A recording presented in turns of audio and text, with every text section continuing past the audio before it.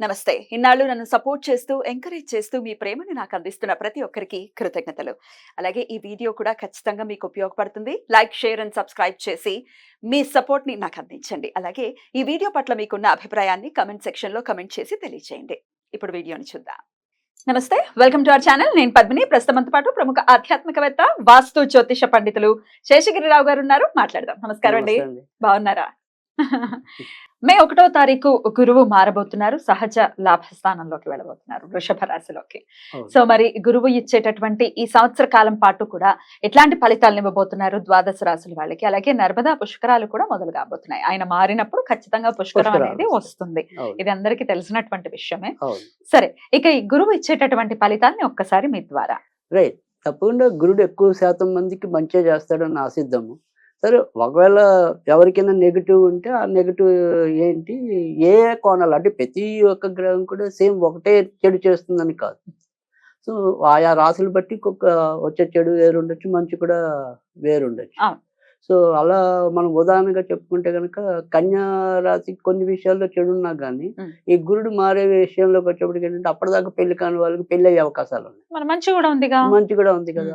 So అది ఒక ఉదాహరణ మాత్రమే. ఇలా తర్వాత ఏ రాశికి ఏంటనేది మనం వివరంగా మాట్లాడుకున్నా కానీ ఇక్కడ వచ్చేప్పటికి ఏంటంటే గురుడు మారటం అనేది ఏంటంటే కొద్దిగా మనకి ఏ విషయాల్లో కొంత ఇబ్బంది అంటే ఆయన ఉన్నది సంచారం చేసేదంతా కూడా శత్రువు రాశిలో సంచారం చేయటం అనేది ఉంది. శుక్రుడు ఆయనకు శత్రువుగా పరిగణించొచ్చా? అంతేగా.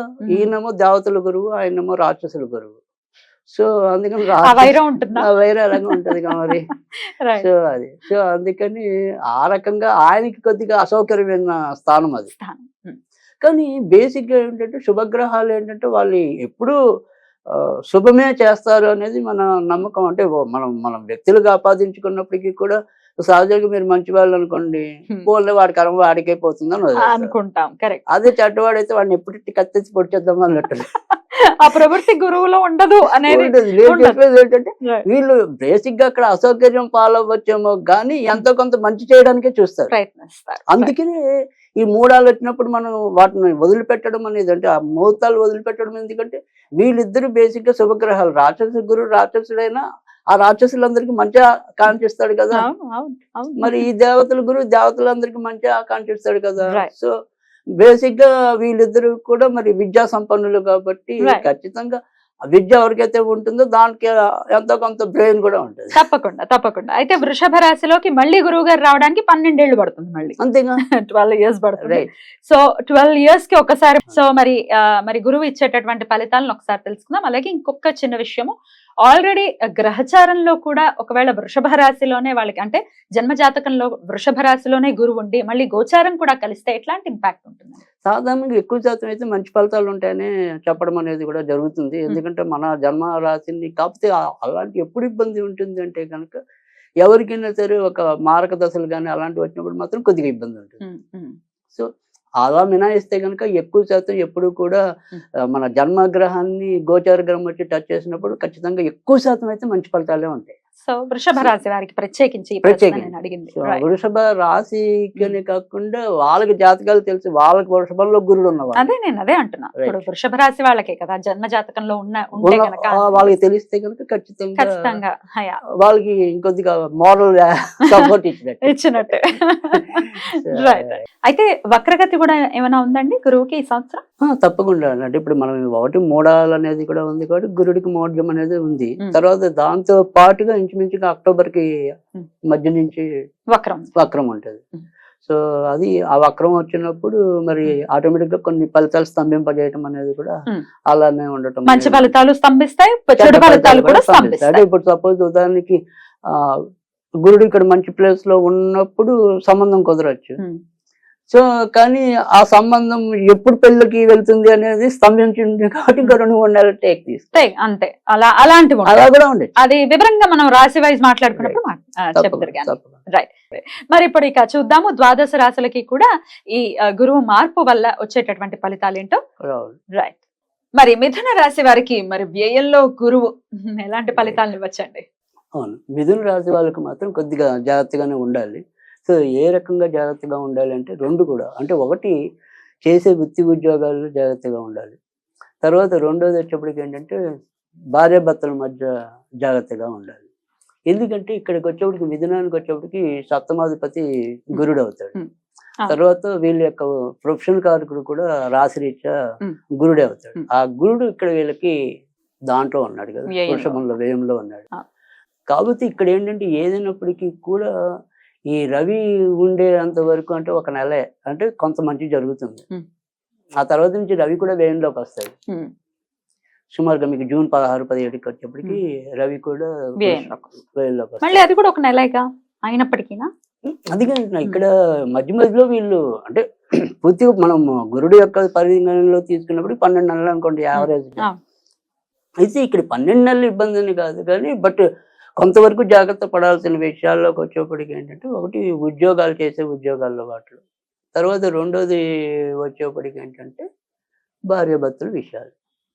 ఈ విషయాల్లో జాగ్రత్తగా ఉండాలి. ఎప్పుడు విషయాల్లో మరి జాగ్రత్తగా ఉండాలి అంటే ఇందాక చెప్పాను, ఇప్పుడు ప్రస్తుతం అయితే జాగ్రత్తగా ఉండాలి ఒక నెల. తర్వాత జూన్ 16 నుంచి ఇంకొద్దిగా జాగ్రత్తగా ఉండాలి. ఇప్పుడు పర్వాలా అంటే జూన్ 16 లోపు ఏదైనా పనులు చేసుకోవాలనుకుంటే ఇప్పుడే బెటర్. ఎందుకంటే ఆల్రెడీ గురుడు అక్కడ లాభంలో ఉన్న రవి నక్షత్రంలో ఉన్నాడు. సో అది ఖచ్చితంగా ఇప్పుడు మంచి ఉంది, కానీ జూన్ 16 తర్వాత నుంచి మంచి లేదు. మళ్ళీ జూలైలో కొంతవరకు బెటర్, కానీ అప్పుడైనా వేలులోనే గురుడు ఉంటాడు. రవి మనకి మారుతాడు కానీ గురుడు ఇంకా అక్కడే ఉంటాడు. సో అందుకని ఖచ్చితంగా మిథున రాశి వాళ్ళు అయితే జాగ్రత్తగానే ఉండాలి. అది ఎలా జాగ్రత్తగా ఉండాలి సరే, భార్యాభర్తలు అన్నాము, తర్వాత ఉద్యోగాలు అన్నాము. ఇక్కడ ఉద్యోగాల్లో వచ్చేప్పటికి ఏంటంటే వీళ్ళు తప్పడం అంటే తొందరపడతాను అనేది ఒకటి. తర్వాత సాధ్యమైనంత వరకు కూడా వీళ్ళు ఈ మిథున రాశి వాళ్ళు కొత్త ప్రయోగాలకు వెళ్లకుండా ఉండటం మంచిది. ఇంకా కంపెనీని తీసేస్తే మనం ఏం చేయలేం, కానీ వీలుగా కొన్నాళ్ళు మారకుండా ఉండటం అనేది మంచిది. అలా మారితే మళ్ళీ వాళ్ళు ఏమంటాం పెనం మించి పొయ్యిలో పడినట్టే. సో అందుకని అక్కడ వీళ్ళు జాగ్రత్తగా ఉండాలి. ఇక భార్యాభర్తల మధ్య ఏంటంటే తరచూ ఏవో ఒక కలహాలు అయితే వస్తూనే ఉంటాయి, కానీ విడిపోరు. అలాగని ఇలాగే లేకుండా ఉంటారు. అదొకటి ఉంటుంది. తర్వాత రెండోది వచ్చేప్పటికి ఏంటంటే ఇక్కడ ఎవరైతే మిథున రాశి వాళ్ళు ఉన్నారో వాళ్ళకి మెయిన్ తలనొప్పులు ఏంటంటే వాళ్ళ మాట తీరులోనే వస్తాయి.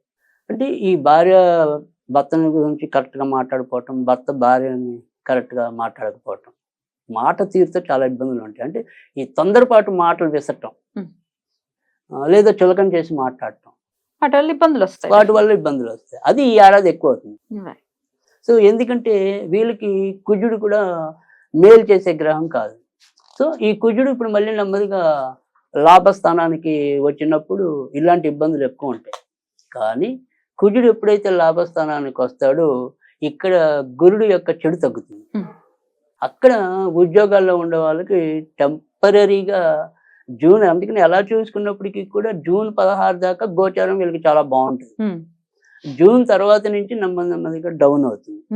కనుక అక్కడి నుంచి వీళ్ళు ముఖ్యంగా జూలైకి వచ్చేప్పటికి కుజుడు ఇంచుమించు జూలై 26 ఆ టైంకి మిథునంలోకి వస్తాడు. అక్కడి నుంచి ఈ కోపతాపాలు పెరుగుతాయి.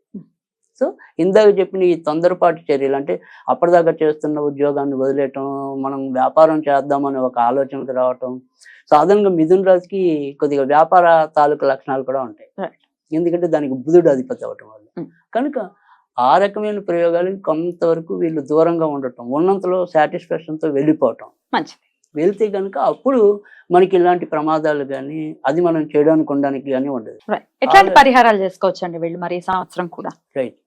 వీళ్ళైతే కనుక ఈ ఏడాది అంతా కూడా ఎక్కువ మరి వెంకటేశ్వర స్వామిని పూజించడం వల్లే మేలు జరుగుతుంది. ఎందుకంటే ఇక్కడ గురువుని మనం వచ్చేప్పటికి ఏంటంటే ఆల్రెడీ శుక్రుడు రాశిలో ఉన్నాడు. ఈ మిథున రాశికి వచ్చేప్పటికి ఏంటంటే తర్వాత మనకి కొంత ప్రయోజనం చేకూర్చే వాళ్ళు రవి కుజులు ఉన్నారు. సో వీళ్ళందరి కాంబినేషన్ గా తీసుకుంటే కనుక వీళ్ళకి వెంకటేశ్వర స్వామిని పూజించడం వల్ల ఎక్కువ మేలు జరుగుతుంది. అయితే మరి వెంకటేశ్వర స్వామిని ఎలా పూజించాలి అనేది ఒక పద్ధతి.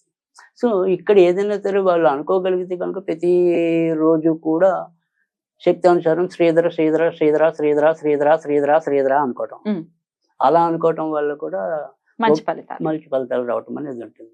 తర్వాత ఏదైనా సరే వెళ్ళాలి, మనం ఏదైనా గుళ్ళకి తిరగాలి అనుకున్నప్పుడు బుధవారం కానీ శనివారం కానీ కొద్దిగా వెంకటేశ్వర గుడికి వెళ్తూ ఉంటే మంచిది.